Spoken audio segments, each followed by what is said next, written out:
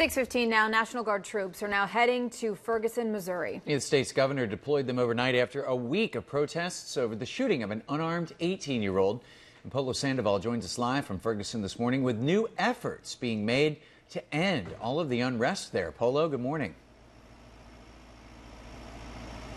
Hey, Pete and Carolyn, good morning to you. That law enforcement presence on these streets is only going to grow in the hours ahead as we expect the National Guard to arrive here very soon. We do know Missouri Governor Jay Nixon really chose to send them after what was perhaps one of the most violent clashes between protesters and police last night.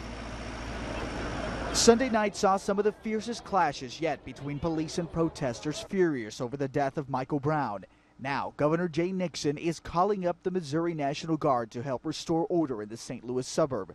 This all comes hours after a family attorney said the autopsy they arranged found Brown was shot 6 times, twice in the head, though not from close range.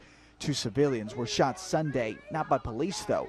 Authorities add defiant demonstrators shot at and threw homemade bombs at officers, prompting police to move in. Based on these conditions, I had no alternative but to elevate the level of our response. Through the night, police had reports of looting and vandalism, but the key moment was when the crowd marched towards the police command center, according to the Highway Patrol. We were peaceful. This is unacceptable, and this is not the law. This is unacceptable. Until we get justice, we will not stop. The protests intensified Friday after police identified the shooter as Officer Darren Wilson and released surveillance video. It reportedly shows Brown roughing up a store owner and stealing cigars. Supporters again called for justice at a Sunday rally. And they loved their child. They had every right for their child to have due process of the law.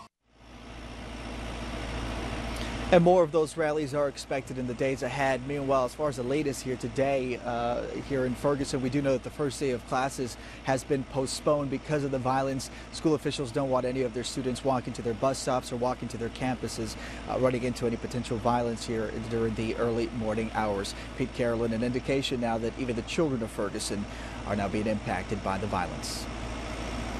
All right, Polo Sandoval, thanks so much. I think they were being impacted prior to that as well. 6:17 on your Monday.